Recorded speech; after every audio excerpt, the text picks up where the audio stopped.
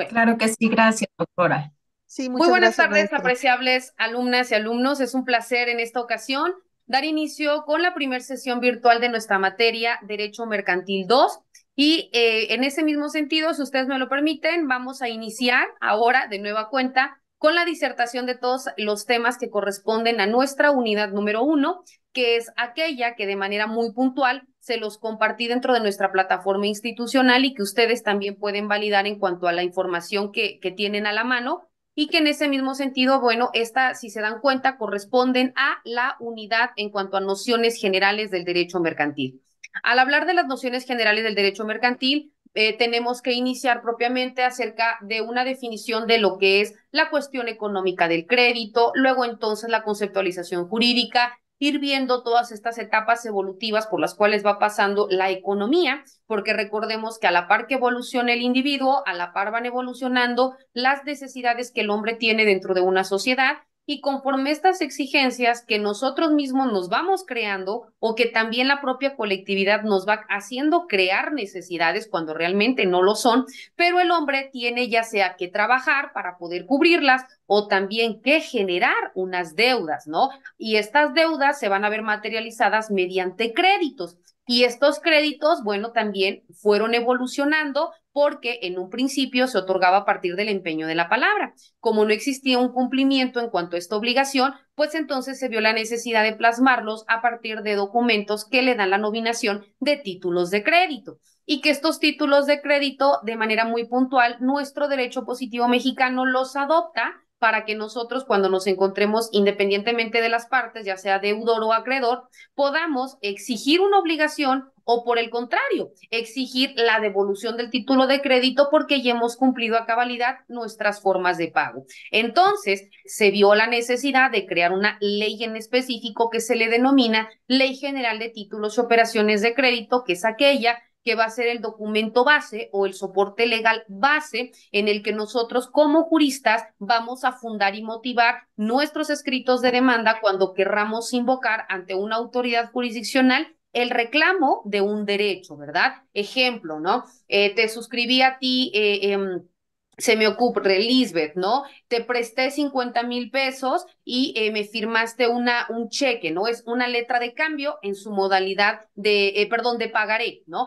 Entonces, el pagaré viene implícito, quién me lo otorga, qué cantidad le otorgo, cuánto va a ser el concepto de intereses, el lugar y la fecha de expedición, la figura de los que van a fungir como avales, que van a ser todas aquellas personas, que pueden ser una, que pueden ser dos o que pueden ser tres, que en un momento dado también se van a encontrar sujetos al cumplimiento de una obligación cuando, por ejemplo, yo, María Catalina, por alguna circunstancia, no esté cumpliendo en tiempo y forma. Entonces, Lisbeth, bueno, pues no se puede quedar en un estado de indefensión, ¿verdad? Entonces puede exigir a terceros también, ya sea que por su conducto me reclamen el pago o que por el contrario, dependiendo de cómo se sujetaron a la figura dentro del aval, pues también puede exigírseles, ¿no? Ya sea un pago o ya sea en un momento dado que puedan ellos por su conducto exigir un cumplimiento de obligación. Pero vamos a ver, repito, dentro de todo el transcurso de la materia, cómo todas estas figuras tienen un impacto importante en materia mercantil. ¿Por qué? Porque son todos aquellos que dentro de una suscripción de una figura jurídica, ya sea mediante una compra-venta a crédito, ya sea mediante el otorgamiento de una cantidad monetaria y que lo formalizan o materializan a través de un documento base, pues se puede exigir un cumplimiento de una obligación.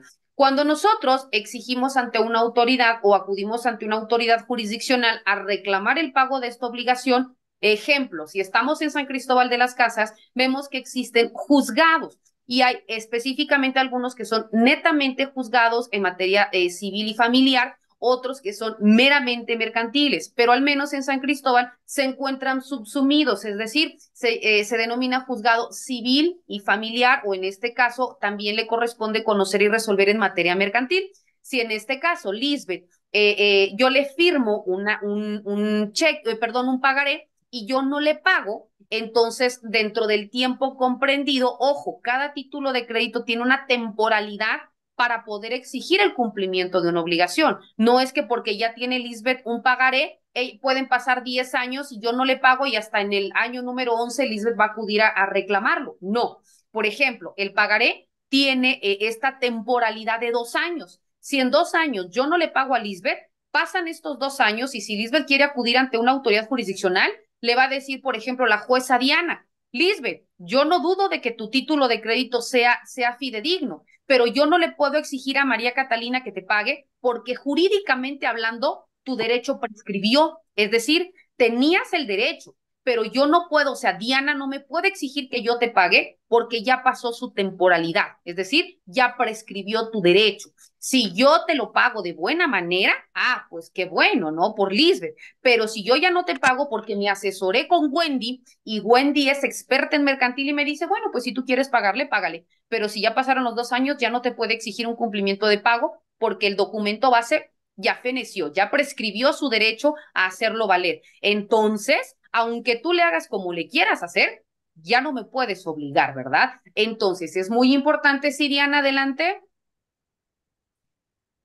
Perdón, maestra, entonces desaparecen también los intereses, es decir, porque cuando te hacen un préstamo y Mm, esto no es por maldad, sino para saber, porque hay gente que, por ejemplo, los pagarés no los pide, ¿me entiendes? mm, Eso pasa a veces con señores ya grandes de la tercera edad que hacen un préstamo y pagan, pero no piden de regreso el pagaré para que pues ellos ya lo tengan. Entonces, los intereses, esto le digo porque le pasó a un conocido, fueron subiendo y les volvieron a cobrar el préstamo y incluso los demandaron.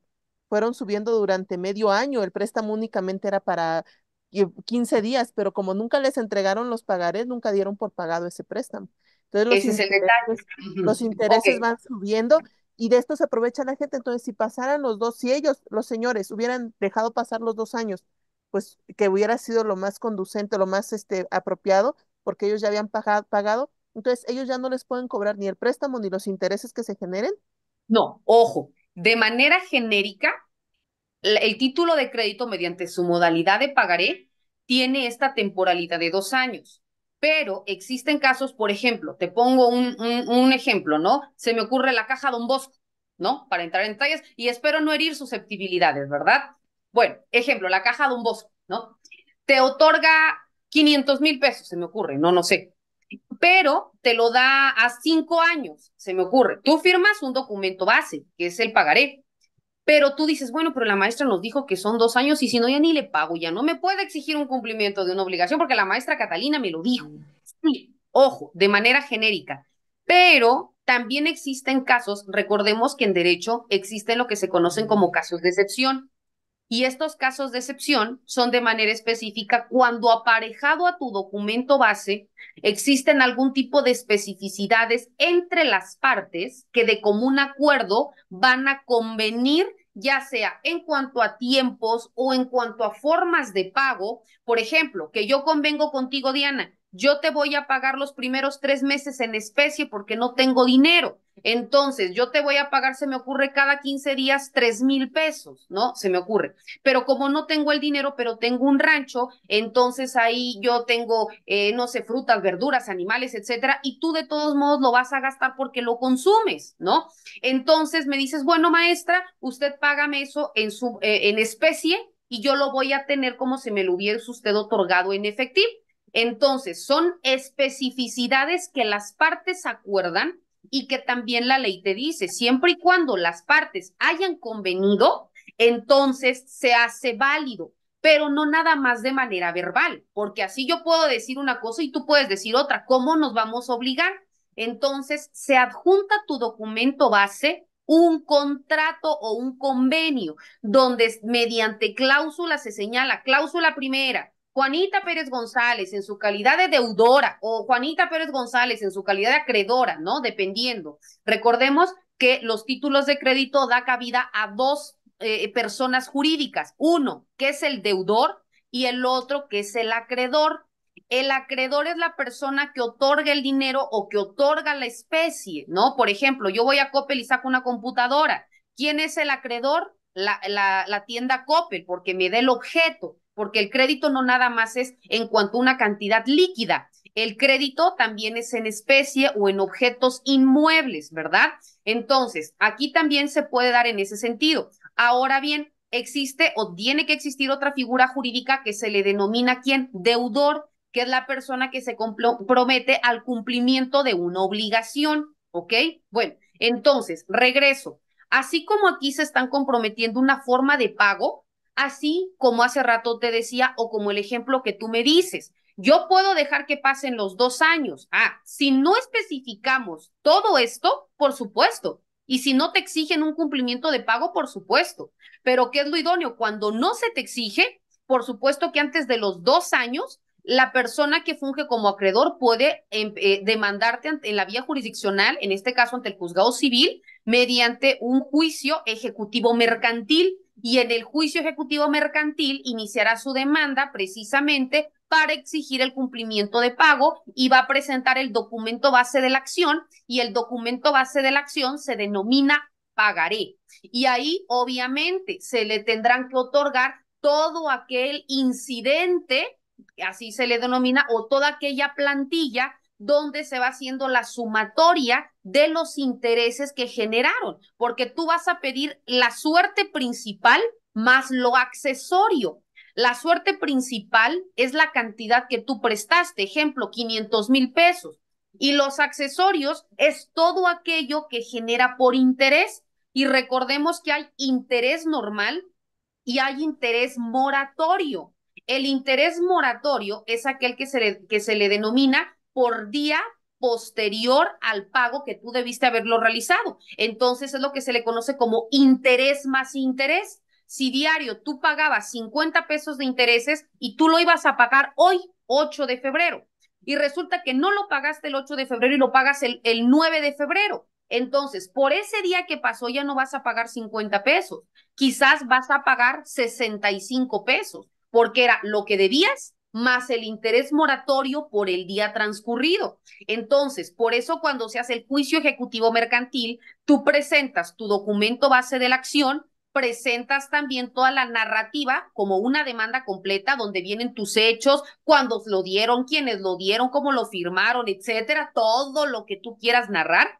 Y también luego entonces viene tu fundamentación, después tus medios probatorios, y si quieres ahí dentro de tus medios probatorios puedes también ya presentar desde un inicio tu plantilla, donde vienen tus incidentes o en este caso tu plantilla de intereses hasta llegar a la fecha actual y manifestar que estos van a ir cambiando conforme el tiempo vaya pasando en el juzgado, ¿no? O sea, se va a ir perfeccionando, si pasa un mes, 2 meses, 3 meses, pues también va a ir evolucionando el interés final, ¿no? Entonces, aquí puede pasar 1 año, 2 años y no se va a tener como que ya prescribió el derecho porque tú demandaste antes de que feneciera el término. Ejemplo, si tu documento base fenecía hoy, pero tú presentaste tu demanda ayer, entonces no es de que, bueno, pues a mí me notificaron hasta el 15 de febrero. No, pero como la presentación de la demanda es un día antes de que feneciera tu término, continúa estando vigente tu documento base de la acción.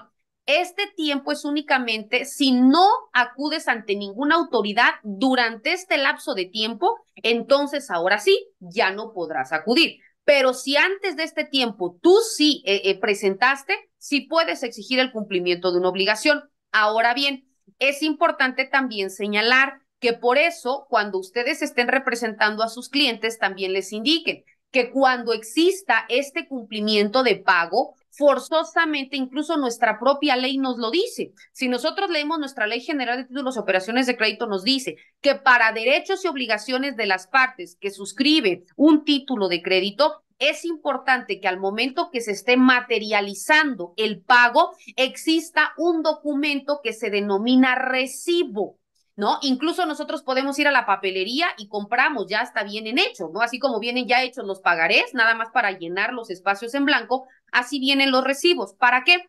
Para que cuando venga Lisbeth y me realice su primer abono, entonces ahí en el recibo yo lo ponga. Recibí de Lisbeth, el día tal y tal y tal, la cantidad de tanto por concepto 1 o pago 1 del título tal y pagando tanto y debiendo tanto. Esto le entrego a Lisbeth, ¿para qué? Para que así ella también tenga una forma de cómo poder en un momento dado, si yo le digo que no me ha pagado, ella tiene cómo soportar que sí ha realizado de manera correcta el pago oportuno. Obviamente, este recibo deberá ir debidamente requisitado, ¿no? Porque si vienen tachaduras, borraduras, enmendaduras, entonces pierde validez este documento. Debe también de venir firmado, ¿no? Porque si no, pues como yo como autoridad puedo decir es que Lisbeth lo hizo. No puedo decir que Diana le otorgó, o sea, es tu palabra contra la de ella y ante mí como autoridad ambas se encuentran en igualdad de circunstancias, ¿verdad?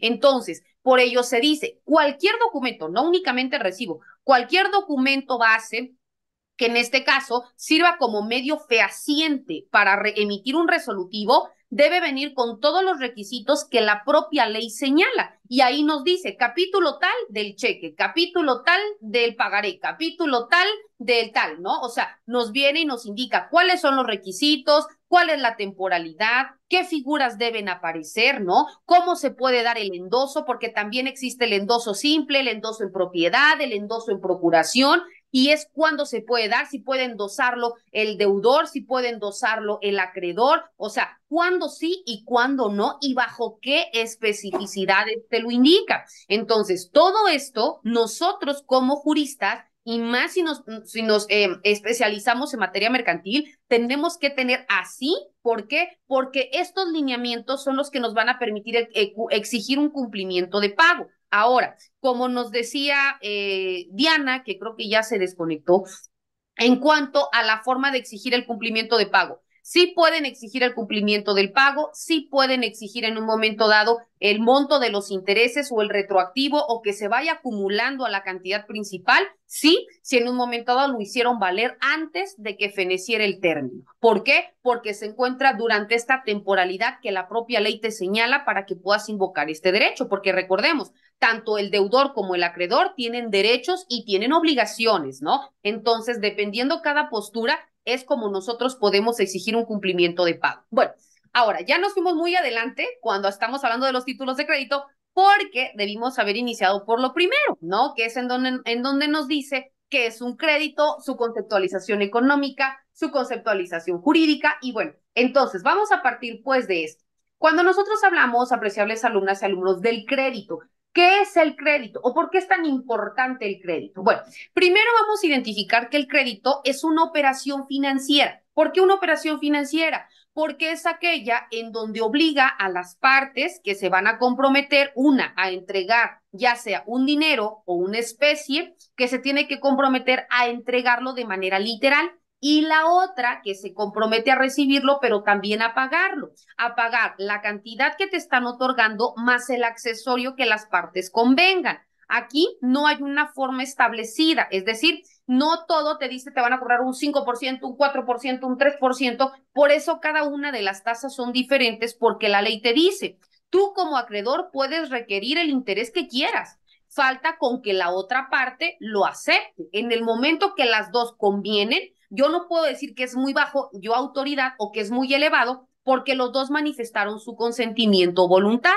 Entonces, recordamos que cuando hay una materialización dentro de un acto jurídico y existe la voluntad y no está viciada, pues luego entonces surte sus efectos o consecuencias jurídicas. Caso contrario, si existe algún vicio del consentimiento, ya lo sabemos cuáles son: error, violencia, dolo, mala fe o lesión, por tanto va a invalidar el acto, pero caso contrario, no, va a tener todos estos efectos o consecuencias. Entonces, se dice que es esta operación financiera porque emana de una cuestión monetaria. Todo esto, así sea en cantidad líquida, es decir, en efectivo, o aunque sea en una especie, ejemplo, una computadora, un televisor, una casa, un carro, lo que sea, aunque es un objeto como tal, pero tiene un valor monetario. O sea, esto, si yo lo pongo en venta, me va a arrojar un valor líquido. Entonces, al fin y al cabo, estamos hablando de una cuestión económica. Por ello me dice que el crédito es esta operación financiera de la cual se desprenden dos figuras jurídicas que ya dijimos quiénes son. La primera, que es el deudor, y la segunda, que es el acreedor.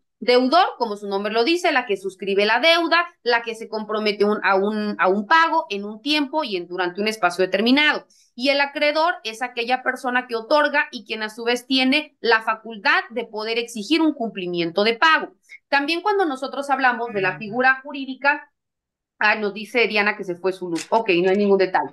Bueno, Cuando también nos indican dentro de la figura jurídica del crédito que estamos hablando de la actividad financiera, nos dice que también a partir de esta forma de reconocimiento existe otra definición que se le denomina intereses. Los intereses son todo esto accesorio que en un momento dado va a seguir la suerte de lo principal. ¿Cómo es esto? Bueno, si nosotros recibimos 300,000 pesos, pues estos 300,000 pesos, cuando terminen los 6 meses, no voy a entregar los 300,000 pesos, voy a entregar quizás 350,000, 380,000, 400,000, no lo sé, dependiendo el porcentaje o la tasa de intereses que nosotros hayamos acordado y también dependiendo del pago oportuno de los intereses, ya que recordemos que va generando un aumento proporcional dependiendo de cómo nosotros estemos cumpliendo.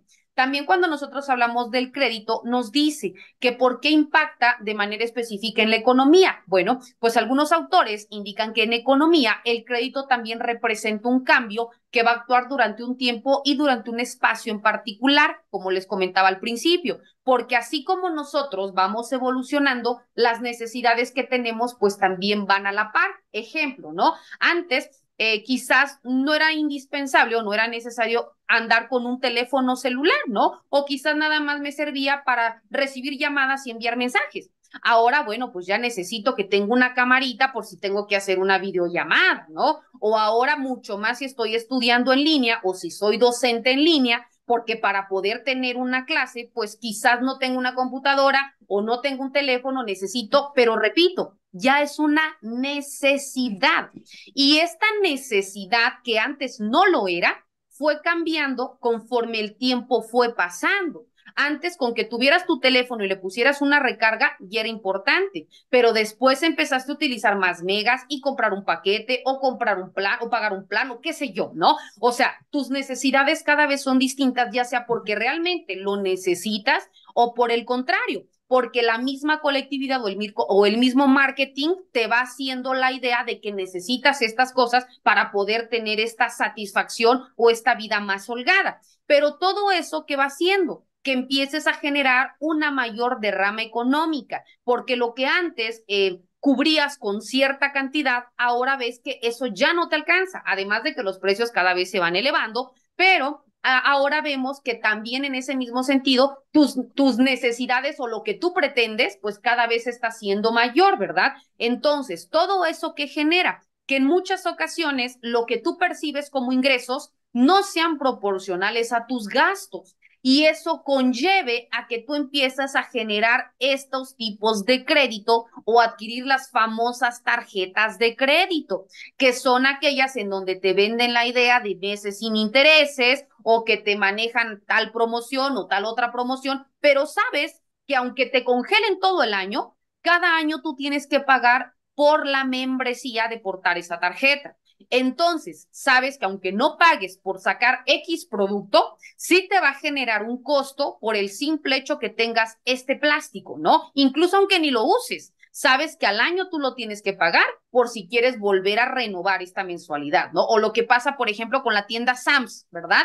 Tú tienes que comprar tu producto, pero para que lo puedas comprar tienes que tener esta membresía y si no, de entrada ni puedes ingresar a la tienda, ¿no? Entonces ya te están cobrando una cuestión accesoria al producto. Y esto también, repito, si lo adquieres mediante un crédito, va a generar un costo adicional al valor que habitualmente tenía este producto. Y esas cuestiones son los que forman parte del ciclo económico. ¿Por qué? Porque tú tienes que trabajar, tienes que pagar lo principal más lo accesorio. Y cada mes va siendo lo mismo. Y ahí también empiezan a existir todas las demás figuras crediticias que existen. Te voy a poner un ejemplo. Existe un tipo de crédito que se llama crédito revolvente, ¿no? O el revolving. ¿Cuál es el crédito revolvente?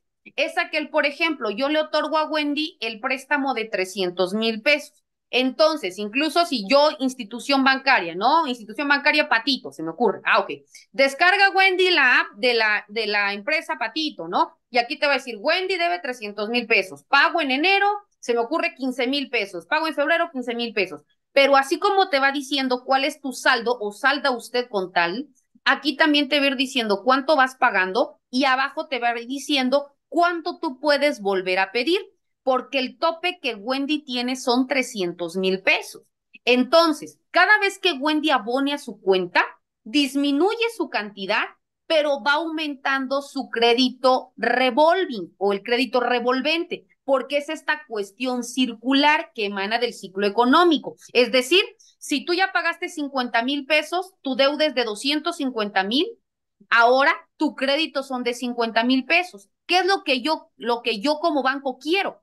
Que tú nunca dejes de deberme 300,000, porque entre mayor cantidad me debas, mayor interés vas a pagar.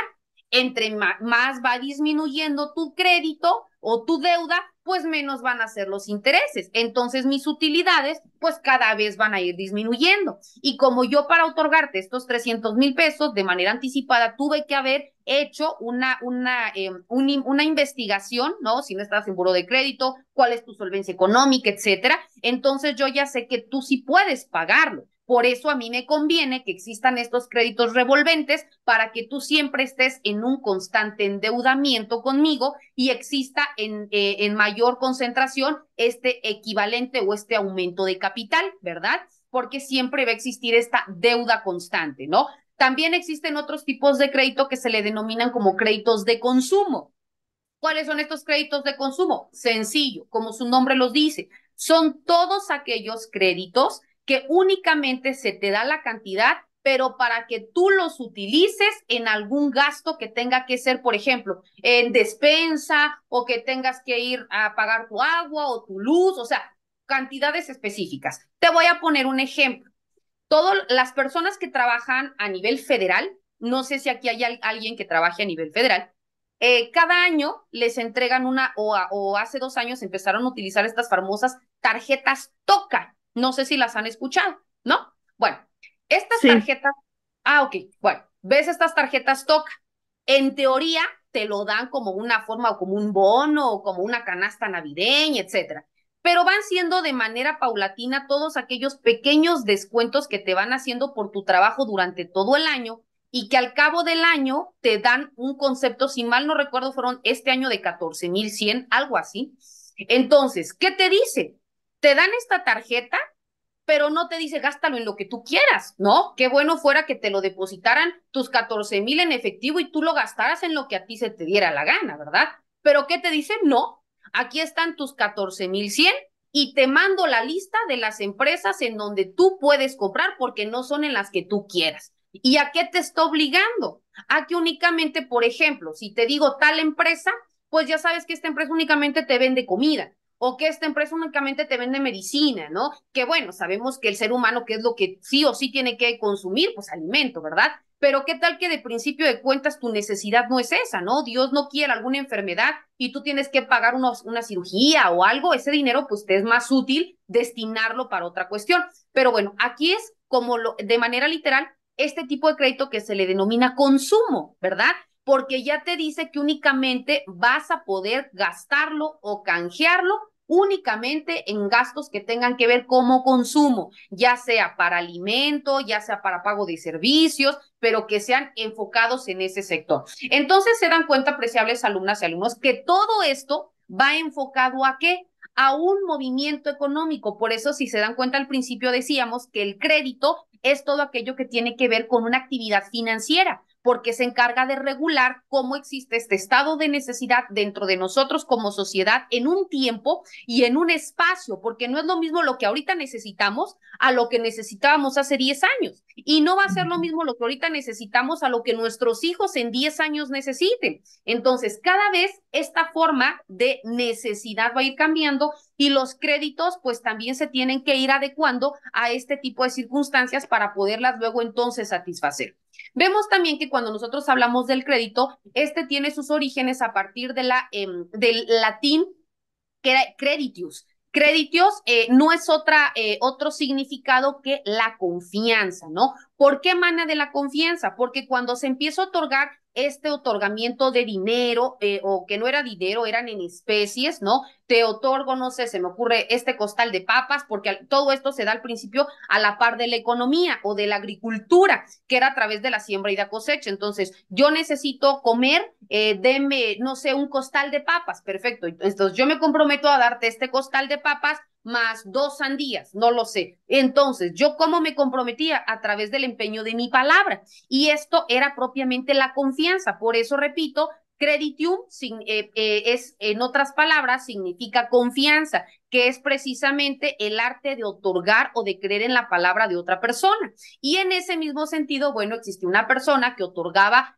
lo que la otra requería, que ahora vemos que se le denomina acreedor, y la otra que se comprometía a entregar lo que se le estaba dando, más un adicional, y eso era lo que hoy en día conocemos como intereses y bajo la figura del deudor.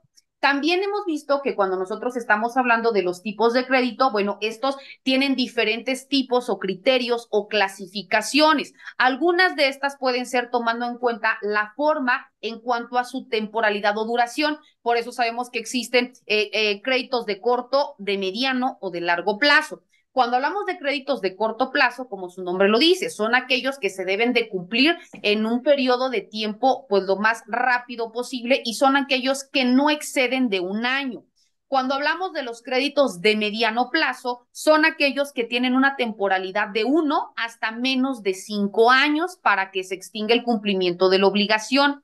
Y cuando existen los créditos a largo plazo, son aquellos que duran más de 5 años. Por ejemplo, los créditos hipotecarios como el Infonavit, ¿no? Que son aquellos que se obligan a 20, 30 o no sé ni cuántos años, pero que son más de 5 años, por eso se le considera como créditos a largo plazo.